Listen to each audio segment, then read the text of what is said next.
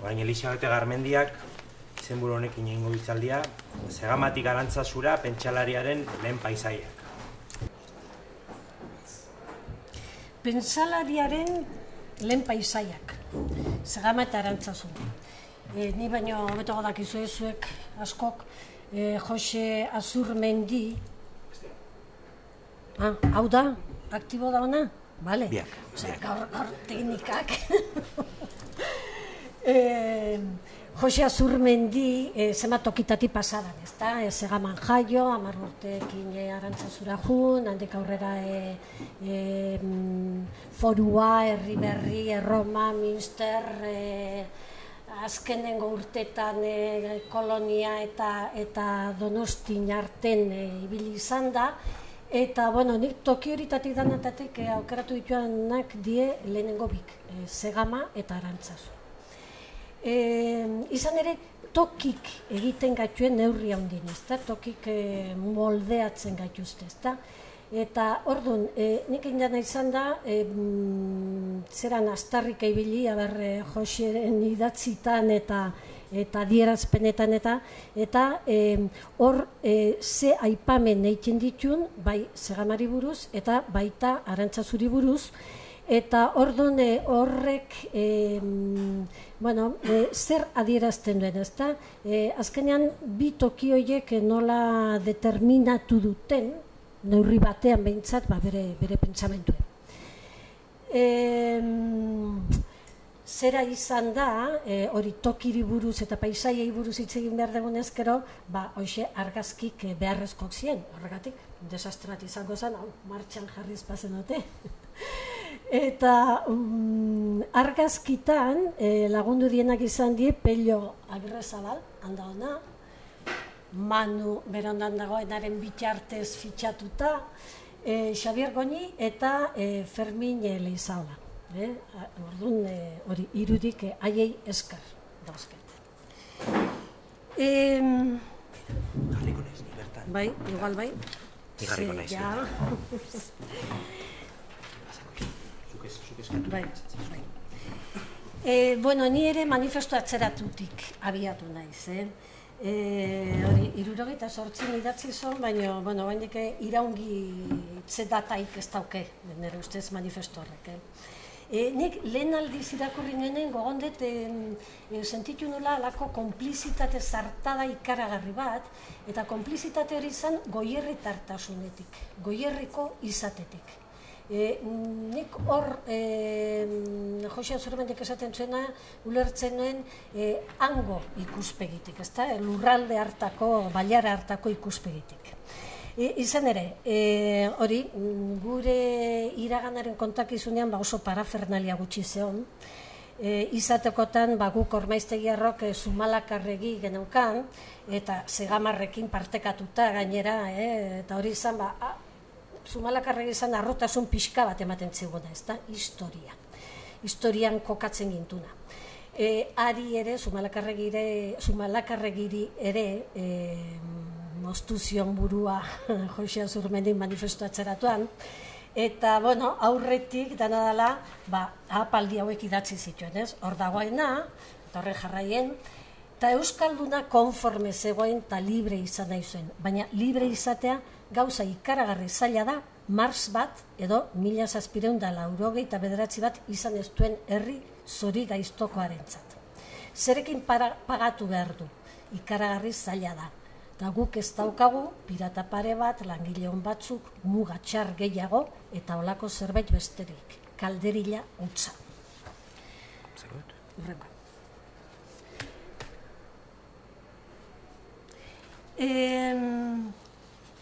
Imaginatzen aldu norbaitek, aurreko hori bilbotar batek esatea, edo donostiar batek, nik egia esan, ez zait oso posible iruditzen hori. Goierritar baten ahotan berriz egiantzekotasun ere bateko hartzen du, nire ikuspegiti behintzat. Goierritar batek errotik ulertzen du poetak diona, ulertu ez bakarrik hitzez hitzeko sekuentzia, ulertze hori sakonago gertatzen da.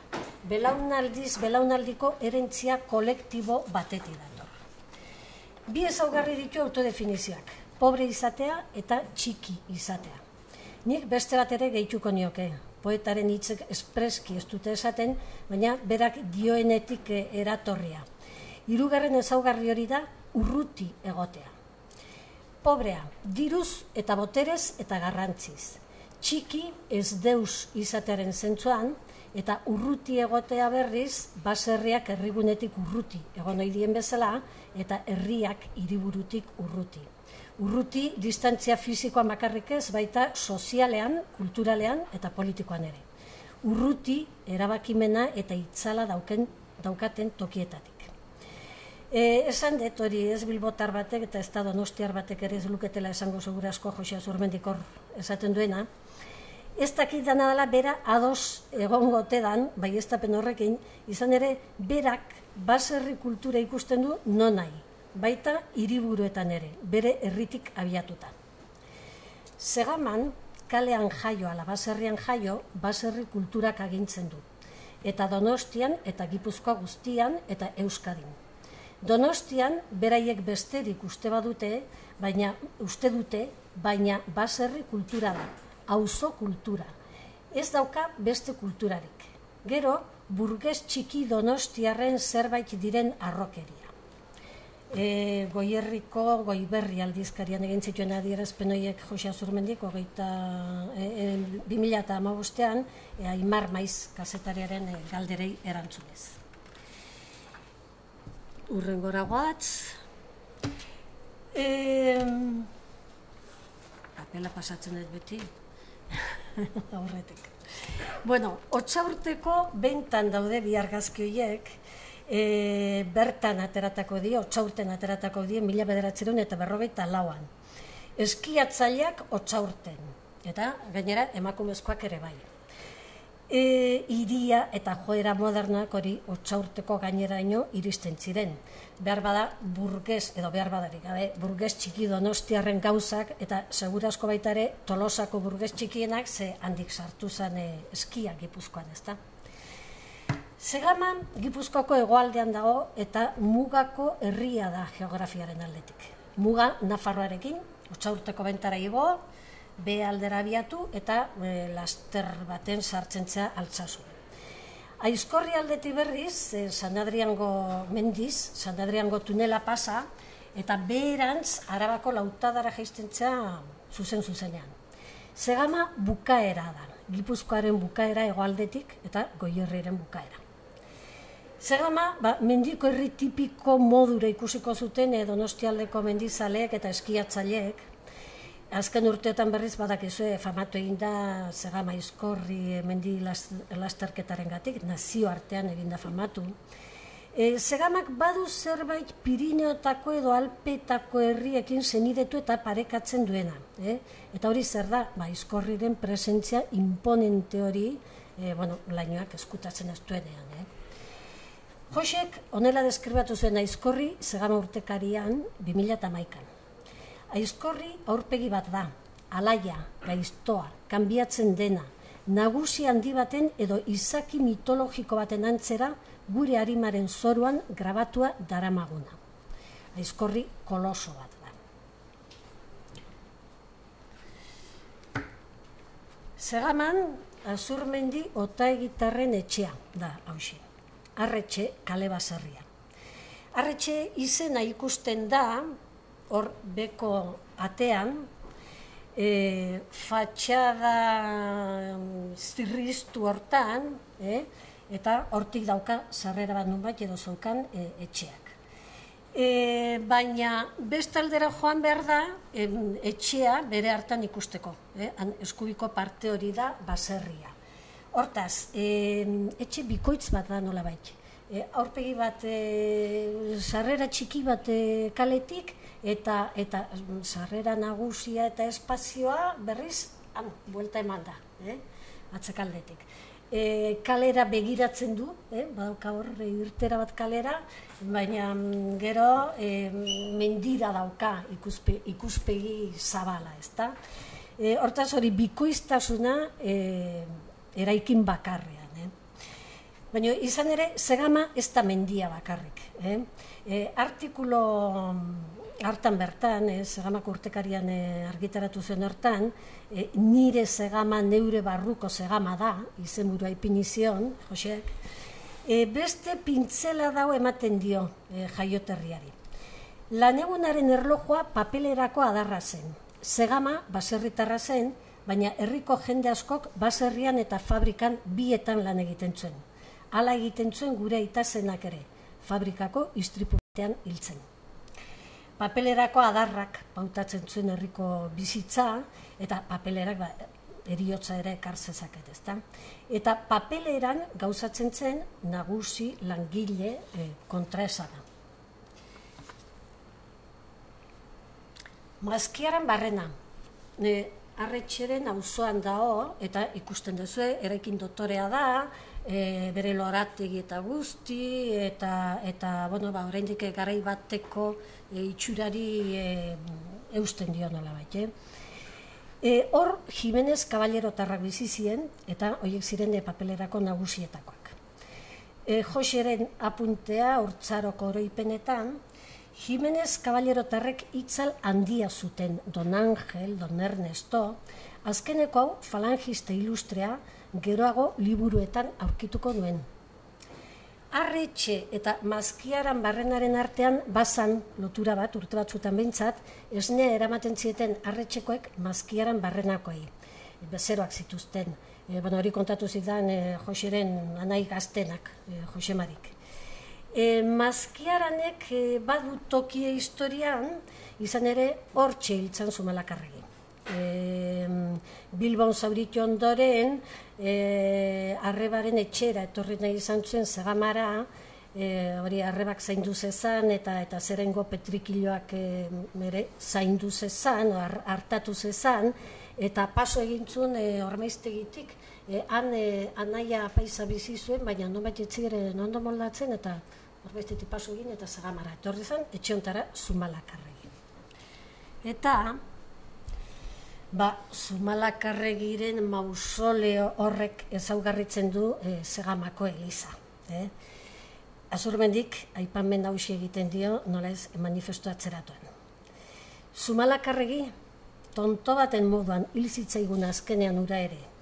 Preso daukagu orain Zegamako elizan, berpizte ez dakigun, esan ez dakigun bala batek asasinatu zuela libertatea. Zegama, biztan da, itzal handiko jendearen kokagune ere izan da. Eta oraindik ez ditugu danak aipatu, Zegamako hilerrira sartu eta berehala egingo duzu topo Tellerietarren panteoiarekin. Hor dago hilobiratoa Juan Telleria musikaria, Kara al Solen egilea. Jose Azurmendik oroitzapen gozoa du musikegeria Zegama urtekarian idatzi zuenaren arabera. Jauregiko presako petrilean eserita umeoi gozokiak ematen gogoratzen dut Juan Telleria. Haren emazteak bizkaieraz egiten zuen. Ez dut jakitik izan nortzan bere emaztea eta ez dakit nunga zan eta hori falta zaitie. Aztertzeko, bilatzeko. Telleriaren obra famatuenari buruzko ohartarazpen hau ere egiten da Azurmendik. Mundu guztia daki Kara al Sol, himno falangistaren egilea Zegamarrori izan zela, baina musika horren iturria autore beraren Amanecer en Zegama omen da, eta hori inork ez dugu ezagutzen. Hau da, Zegamarrei lapurtutako egun sentia, falangisten himno bihurtu eta zapalketaren ikur nagusi bilakatu zen eskola frankistatan, Espainiako banderarekin batera, eta hori izan zen Zegamako egun sentiaren patua. Zegamako hilerria bestalde toki baketsua da, eta Telleriaren hilobia dagoen bezala, bere hortan, oroimenaren txokoa ere handago 2015 geroztik frankistek hiltzituzten herritarren ohoretan. Eta Zegamatik aurrera, bai, Artzain familiak Urbiako Elizaren atarian, Joan de Mendeko erdialdera, 1950ko hamarkada inguru hortan edo. Berriro ere manifestu atzeratuari heldu behar. Gure jendea pobrea da, tristea da, Gure jendea ez da poesia batean kabitzen. Gure jendea ona da, kulpa gabe hiltzen da, handitasunik gabe bizi da, sekretuan maite du, tabuak errespetatzen ditu. Errezatzen du, tradizionalista da. Engainatu egin dute eta ez da asko fiatzen. Gure jendea vulgaritate hutsa da. Impresionistek bakarrik pintatu dute. Edozein etnologoren armario batean dago, eskuliburu batean deskribatzen da. Manifestoaren zati honek badalako tankera, epatante xamarra, ez da oso 78koa, Parisko maiatzaren aire hartakoa, ez? Ordan, hau idatzi zuenean, Jose Azurmendik 27 urte zituen, eta egia esan bada, sasoi egokia, olako tonua erabiltzeko, Dana dela, hori ikuspegi hori edo epai hori pixka bat aldatu zitzaidan,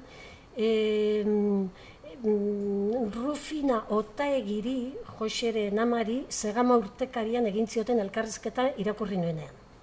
Elkarrizketa xumea da, emakumeak izan dako bizitzaren egunerokoa, zainbat argibide ematen ditu.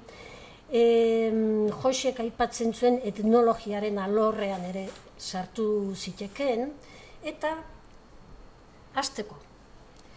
Rufina Otaegi Zegamako Koba baserrikoa zen, baserri hortakoa. Koba, Otsaurtetik behera dago, eskuinetara, herrigunerantz goazela, 4 kilometrora Otsaurtetik eta 4 kilometrora herritik, erdibidean beraz. Ezaugarria hor ikusten duzuen hoxe du. Aitz handi bat etxearen ondoan, iaia gainean, edo hobesan, etxea aitzaren azpian eginda balego bezala. Hori autoan zoatzela ikusten dezunean, Otsaurtetik bera, sintetizatzen dizu nolabait Kobazulotik etxerako pasaera hori, ezta? Rufina Otaegi, Joseren ama, Hartzeren poemako protagonista ere izan zitiken. Niretzako beti eta leku guztietan guztia lana eta lana izan da. Oraintxenago gabe eta hori ezin dudalako lanik egin. Eta gehiago, 52 urte nituela eta 11 seme alabekin alargun geratu nintzen. 11 senidoien artean Jose 6. da, erdi-erdikoa. Rufina Otaegiren aita trenbide gizona zen, senarra berriz, lehenago aipatu duen bezala papelerako langilea, baserritar mistoa, aurretik mehatzari ibilitakoa Asturiasen, Josek Lorea Agirreri kontatu zionez jakinen 2000. Urtean argitaratutako elkarrezketan. Hala esango dut, goierroko modura, laneko istripu ziltzenean, papeleran sartzea eskaino mentzioten seme zaharrenari. Azurmenditarretan zaharrenari. Baina honek ez zuen onartu artzain izan nahi zuelako. Aurrekoek beste ofizio batzuk izan arren, artzaintzara jo zuen Julio Azurmendik. Zegamak, kokapenaren gatik, Antxaizkorri pe hartan, harreman estua izan du eta du artzaintzarekin, ezta? Artzainaren ofizioa ez da iraungian. Ez da harritzekoa Jose Azurmendik artzaintzan ere arreta jarri izana, eta bere ikuspegia jakina ez da etnografikoa. Beste talaia batetik heltzen dio gaiari. Zegamako artzaintzari 2002an eskaini zion artikuluan, eta honela dio.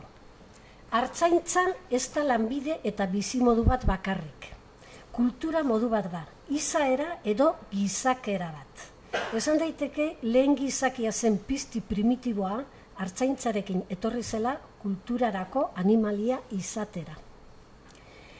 Noizbait adierazi izan du Jose Azurmendik artzain izatetik libratu egintzela Arantzazura joan zenean, Arantzazura joateko erabaki hartu zuenean.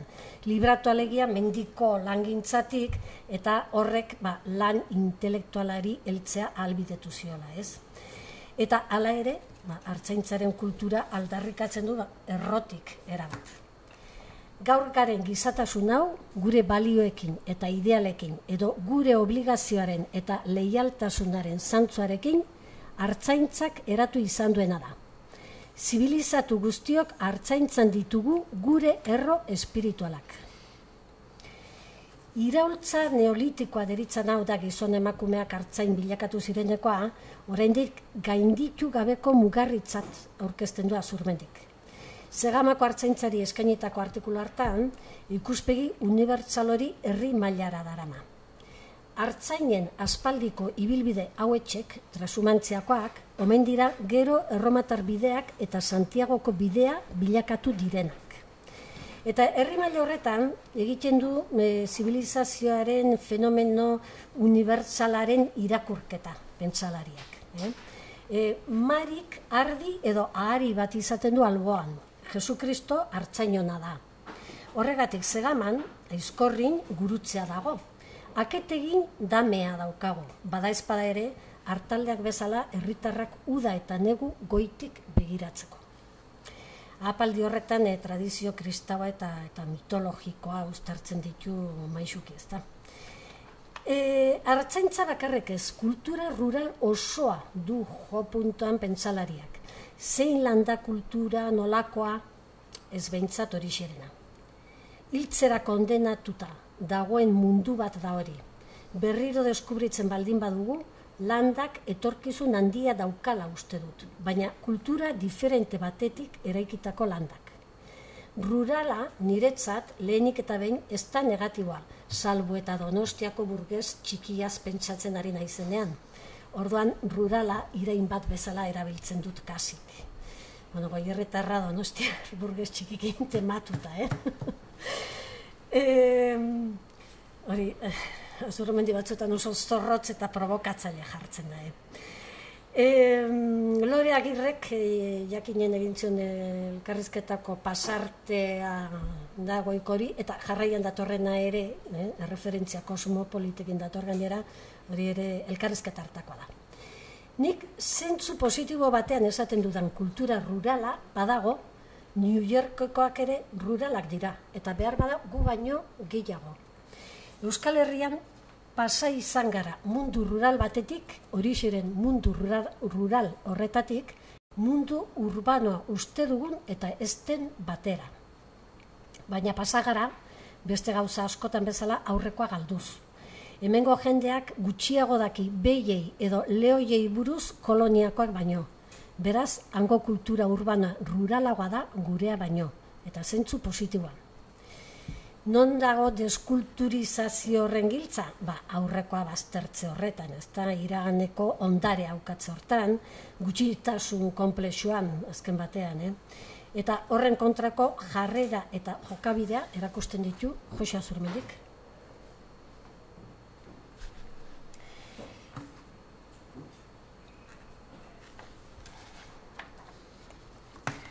Segama landalanerako kokagunetzat erabili izan du sarritan. Lan akademikoak baino gehiago divulgaziozkoak. Adibidez, Segamako diosala eta kumplimentuen bilduma bat argitaratuta dauka Goierriko Ostiela aldizkari zenean 2003an. Harreman sozialetan erabili izan diren kortesiazko formulak dira, saludoetan, despedidetan, jaiotzetan, eriotzetan eta barretan erabiltzen direnak edo zirenak. Josek ama zuen horretarako informatzaile nagusietako bat. Bilduma hutsa zaratago dana dela susmatzen da Azurmendirengan halako ahalegin bat baserri giroko hezibideak duindu eta aldarrikatzeko. Horren oinarrian badago premisa bat. Pobrea eta ez deusa izateak ez du esan nahi arlotea eta ezigabea izatea. Ukazioaren kontra merezi duen ondare ezagutu, aitortu eta asumitzea planteatzen du Azurmendik. Ez men egin beste giro eta instantzia batzuetatik datozen arau, joera eta jokamolde inposatuei. Ez gutxietsi norberarenak. Azken batean ez lotsatu xume bezain eder izan daiteken estiloarengatik. Gai honen inguruan, azken egunak Gandiagarekin liburuan, Gandiagaren 3 gizon bakarkako poema zati hauxe dauka azpimarratuta Josek. Herri bat dugu egin, kanpotarren lerroz. Euskal oinarri xumez lotsa ginelakoz.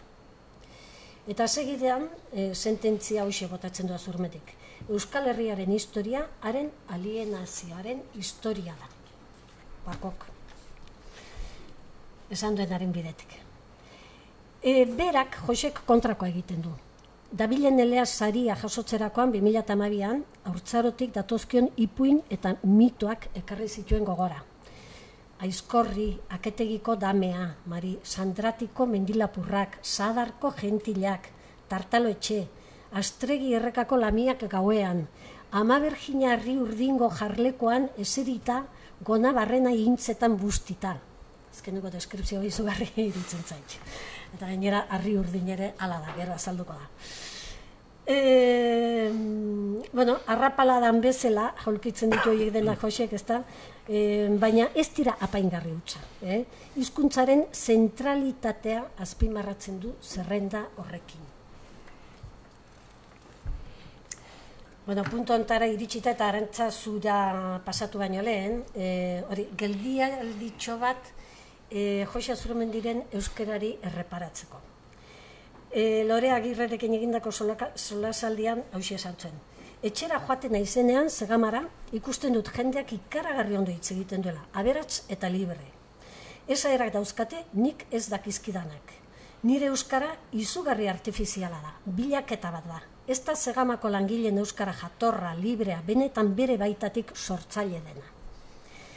Horixe dio eta berak hala sentituko du, jakinekoa da euskara galduta ere edukizuela, Arantzazura joan zenean, eta gero berreskuratu zuela, hainbat bidetatik, eta alde hortatik euskara autopitxin bat daukala, onartuko diogu, baina idazketan behintzat antzematen zaio euskara bihurritu, hitzak kiribildu, eta hiztegietan ez dauden terminoak asmatzen dituela, edo erabiltzen dituela behintzat. Zerrenda hori, Ikerlanda, lehentiarki, gogosora jotu, ongi etortua, eta gero, ironia jota, Sukal herria hori, ez da, izugarria. Bere jarrera ez da ordea neologismo asmatzailearena. Sumatzen zaio hizkuntza eta hizkera konbentzionalak motz geratzen zaizkiola esan nahi duen guztia esateko. Eta ordan, kombinazio sekula entzungabeak egiten ditu, eta bide batez, oztoporik gabe ulertzen dienak. Hortan, segurasko, berak miresten dituen Segamar hizkuntza sortzaileen bideari jarraitzen dio. Termino berri hori euskaltzaindiaren ortodoxia gainditzea kosta egingo zaie, agian, baina axola duena zera da, hizkuntzarekiko jokoa. Hizkuntzari bere zuku guztia ateratzea. Azurmendik noranahiko eta edozertarako euskara behar du, pentsamenduaren zirrikituak eta nabardurak zehatz adieraziko dituen hizkera, eta hori bilatzean sortu egiten du. Eta iritsi gara, Harri Urdinen gaude, baina bide gurutzean. Hori Segama utzi deu, Arantzazu aldera goatz, Aizkorriri iparraldetik begiratu ezkero, jakingo duzu batek baino gehiagok, Segama ekialdean dago, eta Arantzazu berriz mendebaldean, ezta?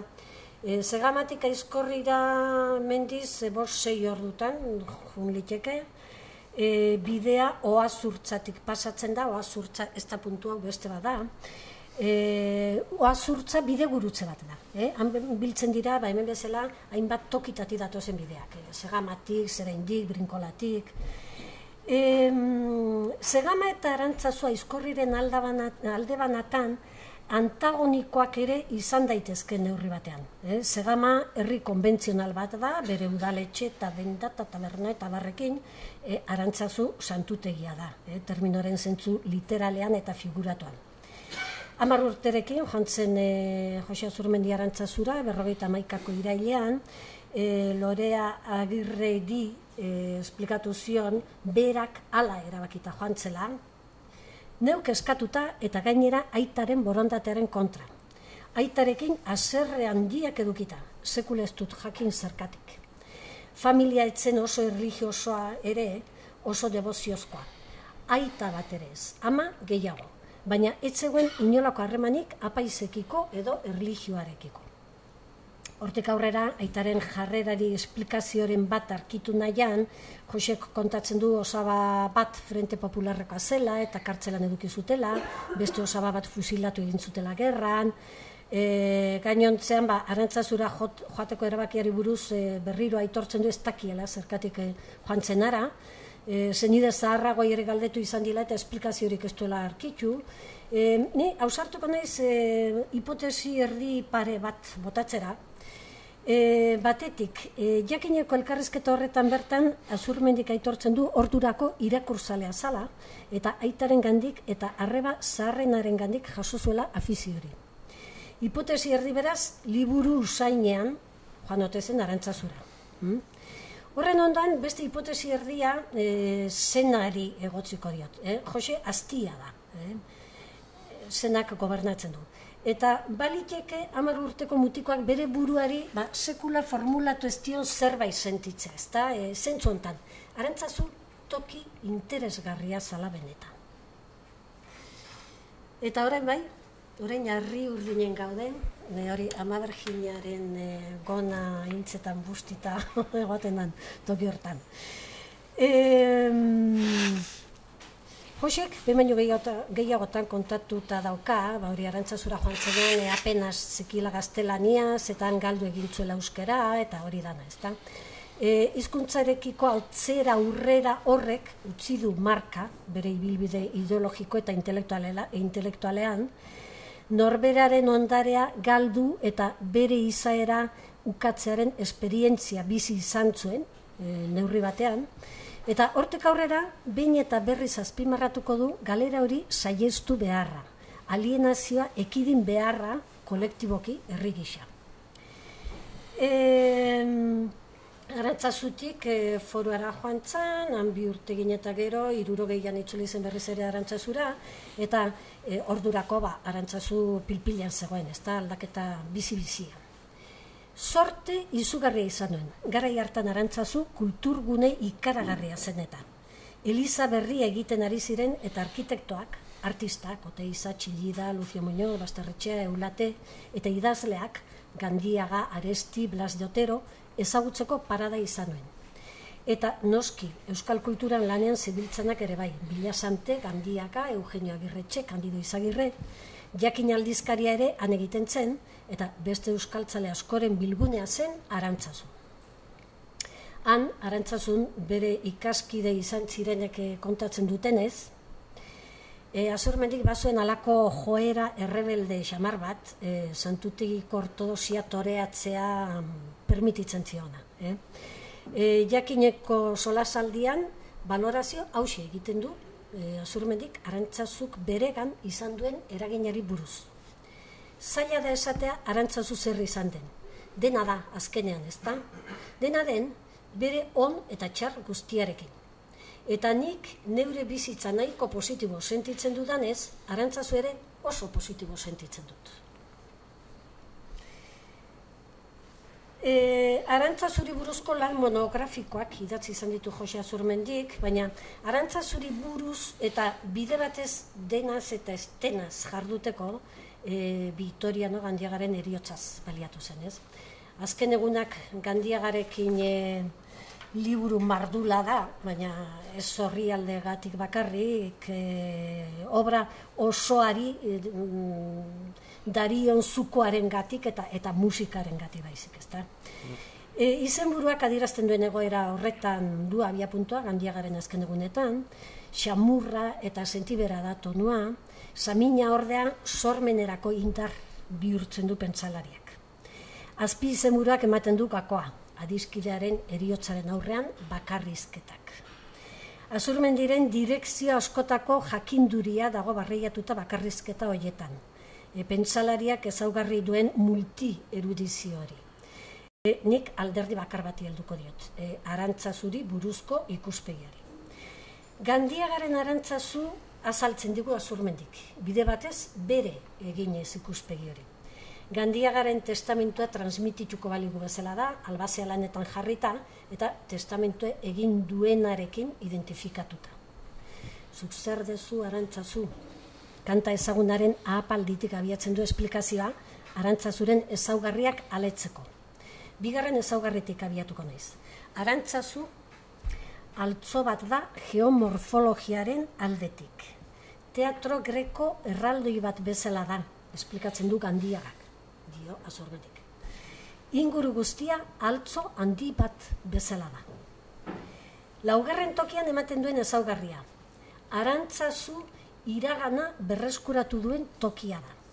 Gandiaga bera da adibide bat. Gure erro estetiko eta espiritualen bila, Oteiza, Txillida, iragan zaharrean arte berrirako iturriak deseskutatzen ikusi ditugu. Barandiarenek eta arantzadik agerian ipini zizkiguten ez bakarrik iragan fosila, baina biziera bat, arte bat, pentsamendu bat, gizakiaren historia. Eta, bai, beste ezaugarri bat, izen propioak ditu Arantzazuk. Izen propioan iragan desagertu bat presente egiten da, izenekin hasten da kreazioa, antzinako jakinduria izen emaile esoterikoa gordetzen du izenak, gure egunotan ahaztuz doana. Eta bosgarren ezaugarria giza lurra izan da eta da Arantzazu, Gandiagak ikasi du, dio Azurmetik, prehistoriaz gero handabilela gizon emakumea. Betiko euskal jende xumearen eta horren lanen, borroken, festen erdian pentsatu behar da Arantzazu. Eta azkenerako utzi dut lehen ezaugarria. Arantzazu ez da toki isolatu bat. Arantzazu autopista prehistoriko handien erdian dago. Ez munduaren bazter zokoan. Aizkorri mendizisteman Arantzazu orduko mundu zibilizatuaren erdigunea da. Arantzazu ezaugarritzen duten 5 puntu horiek bere eginda, Azurmendik ondorio hauxe ateratzen du. Arantzazu ikusteko eta sentitzeko modua gu guztioi aldatu digu Gandiagak urteotan. Gandiagaren ekarpena jaso eta xehetzean, Arantzazuk gaur egun eduki dezaken zentzua eta esanahia zedarritzen ditu Azurmendik. Zer egin horrekin? Berbada herri honetako puskailak josten lagundu. Izan ere, badakizue, ente hautsi gisa ikusten du Azurmendik Euskal Herria, Espainia modernoaren esperimentuak Hego Euskal Herria birrindurik utzi du, gaurko Euskal Herria gizarte desintegratu bat da, administratiboki, politikoki, sozialki, linguistikoki, kulturalki, identitate apurtu bat da. Ideia bera beste modu bat ere esan da, gu gaur erabat puskatuta gaude barrutik. Horren aurrean zer egin? Gure eginkizuna hori da. Mundu puskatu bat nola berregin eta nola errekuperatu berriro esklabo bihurtu gabe. Bueno, Segamatik Arantzazurako bidea ez da Santurtzitik Bilborakoa, ez da Imanol Lartzabale kantatzen zuen Donostiatik Iruñerakoa edo Iruñetik Baionarakoa ere, baina Jose Azurmendiren ibilbideari erreparatuz, bideoiek denak berregiten lagundu dezake Segamatik Arantzazurako erromeriak edo periploak. Hoxe.